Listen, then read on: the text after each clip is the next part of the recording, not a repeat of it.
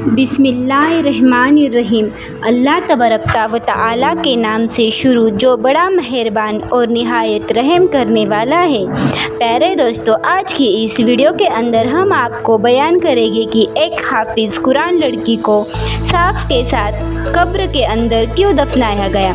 नाज़रीन महतरम, यह वाक़या निहायत की सबक आमोज और इबरतनाक वाक़या है, लिहाजा हमारे आपसे गुजारिश है कि हमारे इस वाक़ियत को एंड तक ज़रूर देखिए ताकि आपको इस वाक़ये के इबरत हासिल हो सके। प्यारे दोस्तों, तेज़ बारिश हो रही थी।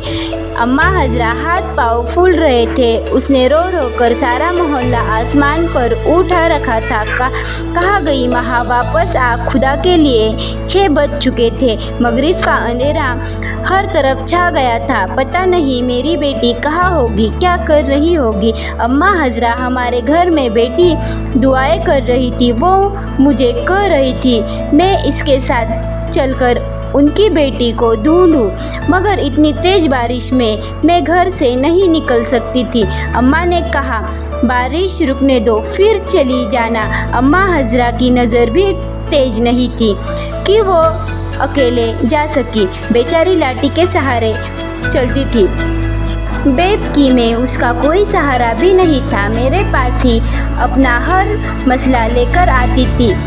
6:30 बजे थे। बारिश रुक चुकी थी। मैंने घर से बड़ी टॉर्च ली और अम्मा हजरा के साथ लेकर घर से निकल पड़ी। इतने में दरवाज़ा खुलने की आवाज़ आई। पड़ोसी वाले सादिक चाचा मस्जिद जा रहे थे। हम दोनों को रास्तों को यूं ही अंधेरे में घर से निकलता देखकर परेशान हो गए और पूछने लगे तुम लोग इस वक्त कहाँ जा रहे हो। अम्मा हजरा रोते हुए बोली बेटा क्या बताऊँ, मेरी बेटी आज मदरसे से वापस नहीं आई। मैं इसके लिए सख्त परेशान हूँ। मैं उसके मदरसे अकेली भी नहीं जा सकती। इस बेटी को लेकर मदरसे वालों के पास जा रही हूँ। दुआ करो मेरी बेटी मिल जाए। अम्मा हजरा रो रही थी। चाचा सादिक ने जब यह सुनकर कुछ देखा तो वो भी हमारे साथ चलने को तैयार हो गए। मैंने खुदा का शुक्र अदा किया। अंधेरे में तो मुझे भी डर लगता था। चाचा सादिक भी हमारे साथ हो गए। थोड़ी ही देर में के बाद हम मेन सड़क पर थे। सड़क के आसपास लंबी लंबी घास उगी हुई थी। मौसम बहुत सुहाना था, मगर हमारे सर पर इस खुशगवार मौसम का कोई असर नहीं था, क्योंकि हम दोनों बल्कि हम तीनों को माँ की फिक्र खा जा रही थी कि तभी कानों में हल्की हल्की चीख की आवाज़ पड़ी लगी रहा था कि कोई धीरे धीरे रो रहा है। अम्मा हजरा की नज़र तो बहुत कमज़ोर थी, मगर कान बहुत तेज़ थे। कहने लगी मुझे अपने बेटी के रोने की आवाज़ आ रही है। यहीं रुक जाओ और रोशनी इधर उधर डालो। देखो मेरी बेटी यहाँ पर बेटी रो रही है। अम्मा हजरा की बात सही थी। हम लोग रुक गए। मैंने टॉर्च की रोशनी जब घास पर डाली तो मेरे कदमों तले से ज़मीन ही खिसक गई। क्या देखती हूँ कि मैं सामने माँ जख्मी पड़ी है। इसके चेहरे से खून बह रहा था और हालांकि कुछ नामुनासिब सी थी। इसे देखकर मेरी भी चीखें निकल गई। मैंने इस चीज़ हालत में इसके चेहरे से खून बह रहा था और हालांकि भी कुछ नामुनासिब सी थी। इसे देखकर मेरी भी चीखें निकल गई। मैंने जिस हालत में देखा वह बहुत दर्दनाक और दिल दहला देने वाली हालत थी। वह ज़मीन पर यूँ पड़ी थी जैसे कोई जानवर का बच्चा होता है। यह देखना था कि अम्मा हजरा ने चीखना चिल्लाना शुरू कर दिया। हाय, किसने मेरी बच्ची की ये हालत कर दी। कहाँ जाऊँ मैं अपनी जवान बेटी को लेकर, किससे हिसाब मांगूँ। सच बता मेरी बेटी, किसने यह सब कुछ किया है। अम्मा हजरा अपने बेटी को झूझोड़ने हुए बोली अम्मा कुछ भी तो नहीं हुआ तुम्हारी बेटी को। हो सकता है किसी गाड़ी ने टक्कर मार दी हो तुम्हारी बेटी को। नहीं, ये नहीं मान सकती। अम्मा हजरा ज़ोर ज़ोर से चिल्लाने लगी थी वह इतना रोई कि उसका गला बेटा था। मुझे तो समझ नहीं आ रहा था कि मैं क्या करूं। चाचा सादिक ने गांव से कुछ लोगों को बुला लिया जो चारपाई लेकर आए। यूं ही अम्मा हजरा की बेटी महा को चारपाई पर डालकर घर ले जाए न। मैंने सोचा था कि शायद उसका इलाज मलजात किया जाएगा, मगर उसने तो रास्ते में ही दम तोड़ दिया। जब घर जाकर इसकी लाज को हाथ लगाया तो वो बिल्कुल ठंडी हो चुकी थी। अम्मा हजरा रोने लगी, कहने लगी कि मैंने कितनी बदनसीब माँ हूँ जिसकी हाफिज़ कुरान बेटी के साथ इतना बड़ा जुल्म हो गया और वो कुछ भी ना कर सकी। मोहल्ले में के सभी लोग इसके हो गए थे। आपको पता चल गया था कि अम्मा हजरा के कुरान बेटी महा के साथ बहुत बड़ा हादसा हो गया है, मगर लोग अजीब अजीब बातें कर रहे थे। कोई कहता कि इसकी बेटी ने खुद ही कुछ किया होगा, तो कोई कहता हाफिज़ कुरान होकर अगर यह हादसा हुआ है तो इस लड़की ने ज़रूर कोई गुनाह किया होगा। गर्ज है यह कि जितने मुँह उतनी बातें, मगर अभी असल मामला तो पीछे था। वह रास्ता जिस पर से पर्दा उठना अभी बाकी था। अम्मा हजरा को तो रो रो कर बुरा हाल हो गया था। मुझे कहने लगी कि बेटी, मेरे दिल में एक बात है जो मैं तुमसे ही कहूँगी, और वो मेरी बेटी की आखिरी ख्वाहिश भी थी। मैं नहीं जानती थी कि वह कभी इस दुनिया से अकेली चल जाएगी। अगर पता होता तो मैं उसके साथ अपना रवैया अच्छा रखती। मैं तो उसे खामखा डांटती। अब उसकी आखिरी ख्वाहिश तो पूरी कर दूं, अगर नहीं की तो खुद को गुनहगार समझूंगी। मैं अपनी बेटी को कफन में नहीं, इसके कुर्ते से दफन हंगी। अम्मा हजरा के एक सफ़ेद फटा सा कुर्ता मेरे सामने कर दी।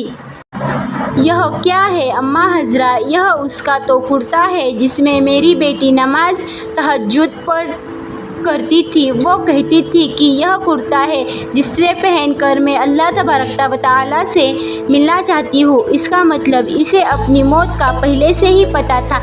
अम्मा हजरा अपनी बेटी को बहुत पाक समझ रही थी, मगर ऐसा नहीं था। बाहर के लोग जो बातें कर रहे थे उन्हें सुनकर तो इंसान कानों को हाथ लगाए। मेरे लिए अम्मा हजरा की परेशानी तो ना काबिले बर्दाश्त हो रही थी, मगर क्या करती। उनकी बेटी को यह कुर्ता पहनाना था। मैं और मेरी वालिदा ने जब अम्मा हजरा की बेटी को गुस्ल दिया था, हालांकि वह हाफिज़ कुरान थी, मगर इसकी मैयत के साथ यह मामला होना हमारी समझ से बाहर था।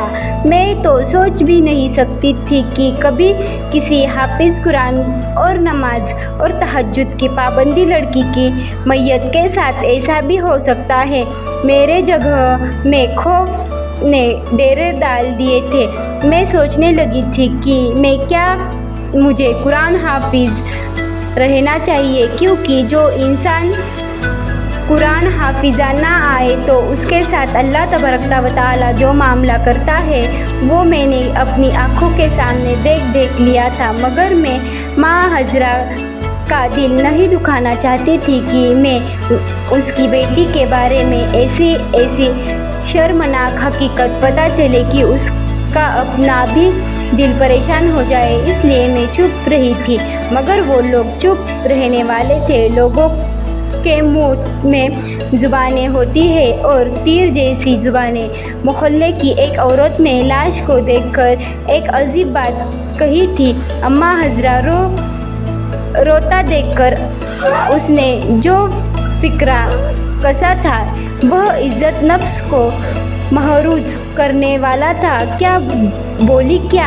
अम्मा हजरा, तुमने तो अपनी बेटी की फरसा की सफाया दी थी, लेकिन अगर तुम्हें इतनी ही पारसा लगती है तो तुम इसके लाश का पोस्टमार्टम क्यों नहीं करवा लेती? तुम्हें साफ साफ समझ आई जाएगा कि तुम्हारी बेटी के साथ क्या हुआ है। किसी गाड़ी ने टक्कर मारी है या फिर अम्मा हजरा ने इसके मुंह से ही बात छीन ली और उसके चेहरे पर जोरदार तमाचा दे मारा। खबरदार, जो तुमने मेरी बेटी महरूम के बारे में बकवास की। मेरी बेटी पाक और साफ थी। इसका किरदार शीशे की तरह शफाफ था।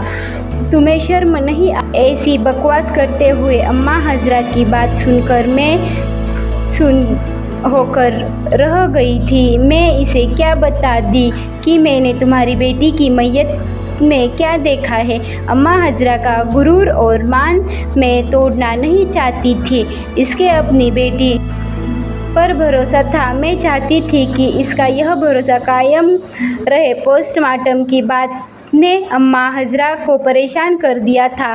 बेटी का जनाजा घर से उठने के बाद घर में अजीब सी वजह से उठ रही थी। मैं अम्मा हजरा के पास आकर बैठी तो वो फिर से फूट फूट कर रोने लगी। देखा था तुमने उस सकीना ने क्या बात की कि मेरी बेटी का पोस्टमार्टम होना चाहिए।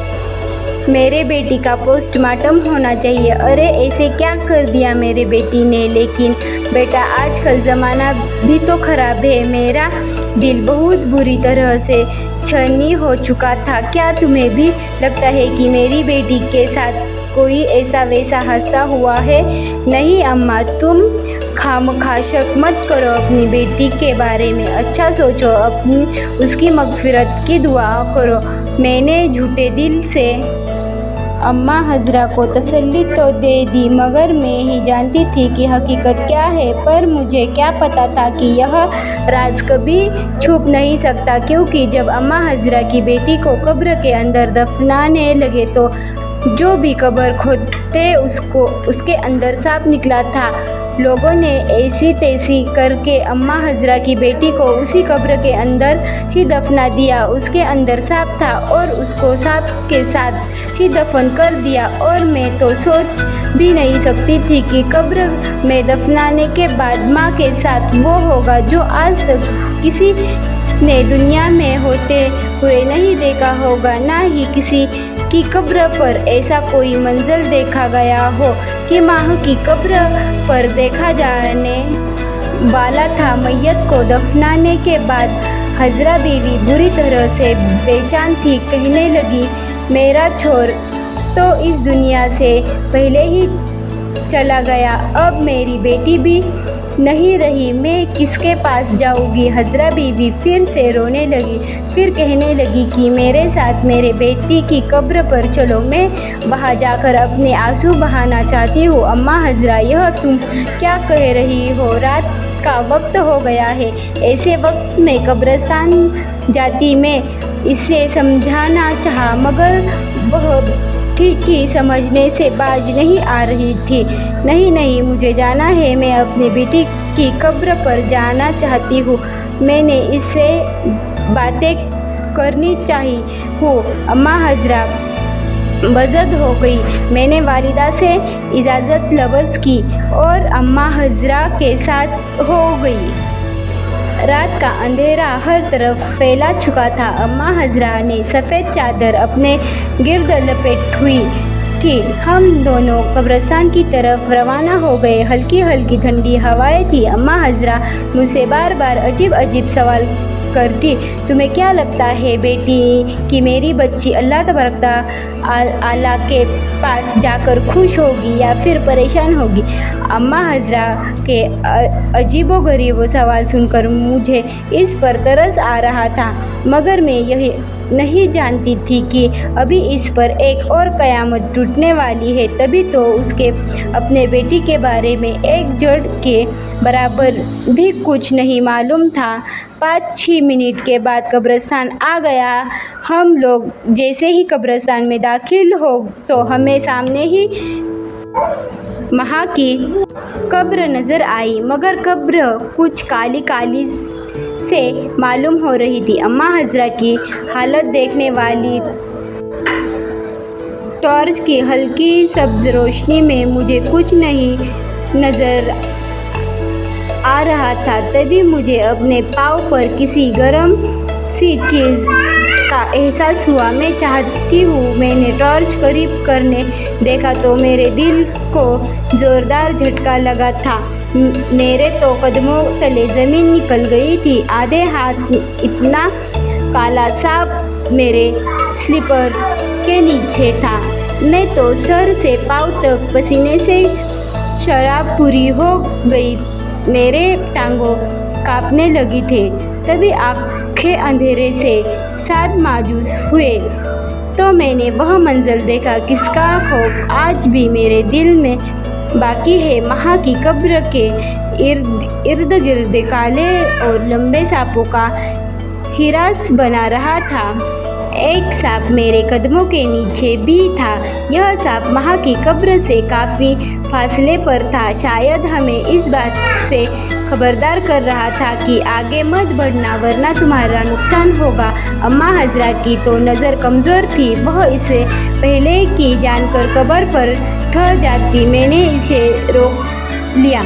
अम्मा हजरा, तुम पागल तो नहीं हो गई हो? मैंने इसे असल बात से बेखबर रखते हुए कहा। तुम कहाँ जा रही हो? तुम्हारी बेटी मर गई है। उसकी कब्र पर तुम लेटोगी तो उसके रूह को तकलीफ होगी। चलो घर चलो। नहीं नहीं, यह जुल्म मत करो। मेरे कलेजे को ठंडक पड़ने दो। अम्मा हजरा कब्र के करीब ही बैठी गई और ज़ोर ज़ोर से बयान करने लगी। मैं नहीं चाहती इसे इन सांपों के बारे में पता चले। इसे रात को ठीक से नज़र नहीं आ रहा था। मैं चाहती थी किसी की ये खुश माफ़ी कायम ही रहे, मगर मेरा अपना दिल बुरी तरह से धड़क रहा था और मैं अम्मा के दिल को ठेस नहीं पहुंचाना चाहती थी। इसलिए मैं बड़ी मुश्किल से अम्मा हजरा को वहां से वापस ले आई। मगर कौन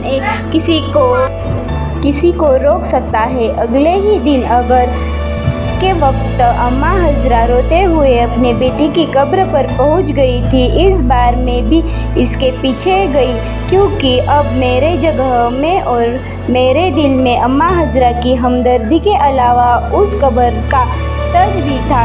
मैं जानना चाहती थी कि रात को जो कुछ मैंने देखा कहीं वह ख्वाब या कोई गुमाह तो नहीं था, क्योंकि बाज औकात कब्र के खौफ को लेकर इंसान का वहम इस कदर बढ़ जाता है कि इसे एक आम कबीर खौफनाक नज़र आने लग जाती है। असर का वक्त था। धूप खुली खुली सी थी। रोशनी तेज़ थी। इतने वाज और साफ रोशनी थी कि अम्मा हजरा भी सब कुछ साफ साफ देख सकती थी। कब्रिस्तान में दाखिल होते ही मेरी नज़र माँ की कब्र पर पड़ी और अम्मा हजरा ने भी उसी वक्त कब्र का नज़ारा कर लिया और फिर ताड़े मार मार कर रोने लगी और कहने लगी कि कब्र के बाहर यह हाल है तो अंदर क्या होगा। मैंने भी देखा तो कब्र में और ज़्यादा काले सांप थे। कब्र के ऊपर इतने ज़्यादा सांप थे कि कब्र काली हो गई थी और अंदर की मिट्टी नज़र नहीं आ रही थी। मैंने यह नहीं सोचा था कि अभी इसके आग को होने का रहा है वह मुझे फिर से अल्लाह तबारक व तआला के करीब कर देगा। मगर सवाल तो यह था कि एक हाफिज़ कुरान लड़की से ऐसा क्या गुनाह सर्जन हुआ कि वो इस दुनिया में इस तरह जलील और रुसवा होकर अल्लाह तबारक व तआला के पास गई। और फिर इसकी कब्र का भी पर्दा ना रहा। इसके ऊपर भी सांप आकर इस कदर जमा हो गए कि किसी में हिम्मत नहीं हो रही थी इसकी कब्र के करीब भी जाए। मेरे लिए सब कुछ देखना मुश्किल था, मगर हजरा को माँ थी। लोगों की तरह बातें करने की बजाय वह अपनी बेटी के बारे में परेशान हो गई। कहने लगी, मैं मुफ्ती साहब से जाऊंगी, उसने पूछूंगी कि मैं अपनी बेटी के लिए ऐसा क्या करूं कि उस पर से अज़ाब कम हो जाए। काश मुझे कोई बता दे कि मेरी बेटी ने ऐसा क्या गुनाह किया था। अम्मा हजरा रोती पीटती मस्जिद में उसके घर से जितना रोशन था निकल दिया। इससे खाना पकाया और गरीबों को खिलाया। अल्लाह तबारक व तआला से दुआ की कि मेरे बेटी पर से अज़ाब ख़त्म हो जाए, लेकिन ऐसा नहीं हुआ था। माँ की कब्र पर मुसल्लस काले सांप डेरा जमाए हुए थे और वो इतने ज़्यादा थे कि कोई इन्हें हटाने के बारे में सोच भी नहीं सकता था। फिर कुदरत के अज़ब में कौन दखल अंदाजी कर सकता है? यह तो कुदरत का निज़ाम है। अगले ही दिन सब लोग हैरान हो गए थे, क्योंकि अम्मा हजरा के घर के बाहर एक ऐसा मंजर देखने को मिला था कि लोग अम्मा हजरा पर तरस खाने लगे। उसने अपने घर का सारा सामान निकाल कर बाहर रख दिया। रोती हुई वो सदाएं लगाती, कोई गरीब हो आकर मेरे घर से जो चाहे उठा कर ले जाए। मैं सब अपने बेटी के नाम पर सदका कर रही हूँ। किसी को मेरे घर खाना हो तो आकर खाना खा ले। मैं अपनी हर चीज़ अल्लाह तबारक व तआला की राह में कुर्बान कर रही हूँ। ये मेरे रब मेरी बेटी को माफ़ कर दे। अम्मा हजरा ने पहले अपने घर का सारा सामान निकालकर सड़क पर नीलाम कर दिया। किसी को कोई चीज़ सस्ते दामों में दे दी, कोई को बेवहा को मुफ्त में दे दी। अम्मा हजरा अपना सिर पीटती और कहती कि मुझे इस दुनिया से कुछ नहीं चाहिए, अपने बेटी की आखिरत बचाना चाहती हूँ। अम्मा हजरा के घर का सारा सामान एक हफ्ते में गरीब गुरबार उठा कर ले गए थे। जाहिर है लोगों की अपनी अपनी ज़रूरतें होती है। अम्मा हजरा ने सोचा था कि इतना बड़ा सजदा और कुर्बानी करने के बाद इसकी बेटी की कब्र से अज़ब हट जाएगा, मगर ऐसा नहीं हुआ। अम्मा हजरा हर रोज़ जाकर अपनी बेटी की कब्र देखती और बंद सूरत वहाँ पर सांप जमा रहते थे। यह देखकर अम्मा हजरा सोचने लगी कि आखिर अब उसकी बेटी ऐसा कौन सा इतना बड़ा गुनाह हो गया है जिसकी वजह से इसे इतना सख्त अज़ब हो रहा है। अम्मा हजरा के लिए यह सब कुछ करना बहुत मुश्किल था। वो लुट-पुट गई थी। अब तो वो अपने घर में बैठी बस खाली नमक के साथ रोटी खाती थी। लोगों को इस पर तरस तो आता, मगर इसे खुद पर तरस नहीं आता था। एक दिन अम्मा हजरा ने अपने जेवर भी बेच दिए, जो कि इसका सबसे कीमती और सबसे आखिरी आससा था। जेवर बेचकर उसने जैसे खुद को अल्लाह तबारक व तआला के आगे सौंप दिया था। अब तो उसके पास कुछ भी नहीं था जो वो बेच पाती। सड़क पर आ गई थी बिल्कुल, मगर उसके बावजूद भी आपको यह जानकर हैरान की होगी कि माँ की कब्र से ना ही सांप हटे और ना ही अम्मा हजरा के सुकून आया। तंग आकर अम्मा हजरा नमाज के लिए बैठ गई। मुसल्ले पर बैठी ना जाती ना पीती, बस अल्लाह तबारक व तआला के सामने रोती रहती और सुबह शाम जो भी गुजरता उसे आवाज़ देकर कहती, मेरी बेटी के लिए दुआ करो, इसका अज़ाब कम हो जाए। अम्मा हजरा तो सोकर काटा हो गई थी, मगर उसे अपनी बेटी का गुनाह समझ नहीं आ रहा था कि तभी एक दिन एक लड़की मेरे पास आई। उसने मुझसे कहा कि महा नामी लड़की से मिलना चाहती है। मैंने उसे सारी बात बता दी तो उसके चेहरे का रंग उड़ गया। कहने लगी, मुझे फ़ौरन महा की माँ के पास ले चलो। मैं उसे लेकर फ़ौरन अम्मा हजरा के पास आई तो उसने अम्मा से कहा कि मैं तुम्हें तुम्हारी बेटी की सारी हकीकत भी बताऊंगी, लेकिन सबसे पहले तुम मुझे इसके कमरे में ले चलो। अम्मा हजरा तो उस अंधे की मानत थी। उसके लिए दुनिया की सबसे बड़ी नियमत बस दो आँखों की ही होती है। वह उसे फ़ौरन अपनी बेटी के कमरे में ले गई। माँ के कमरे में जाते ही उसी लड़की ने उसका कमरा उल्टा पुल्टा कर दिया। ना कुछ मिला तो उसका बिस्तर उल्टा दिया। नीचे रखे मोबाइल फ़ोन ने अम्मा हजरा को भी हैरान कर दिया था। यह तो एक स्मार्टफ़ोन था। लड़की ने स्मार्टफ़ोन लेकर खोला तो इसका मवाद देखकर हम लोग भी हैरान रह गए थे। कोई सोच भी नहीं सकता था कि अम्मा हजरा की बेटी ऐसे निकलेगी, चंद पैसे कमाने की खातिर अपने लिए जहन्नम खरीदने चल पड़ेगी। मगर अल्लाह तबारक व तआला 70 माओं से ज़्यादा मोहब्बत करने वाला उस लड़की ने बताया दिया कि माँ सिर्फ खुद ही नहीं बुरी चीज़ें देखती थी, बल्कि वह लोगों में भी बुराई फैलाती थी। उसने अगरचे खुद को तो इस्तेमाल नहीं किया, मगर इधर उधर ऐसा ना जमा मावला दूसरों को दिखाकर अपने लिए कब्र में अजाब खरीद लिया। यह माँ की खुशकिस्मत थी कि उसने अपने मोबाइल पर किसी किस्म का कोड नहीं किया था, क्योंकि उसकी माँ को नज़र नहीं आता था, तो उसे कोड लगाने की ज़रूरत महसूस ना हुई। यूँ ही माँ से छुपकर मोबाइल इस्तेमाल करती रही। इस तरह उस लड़की ने माँ के फ़ोन से वो सारी चीज़ें डिलीट कर दी।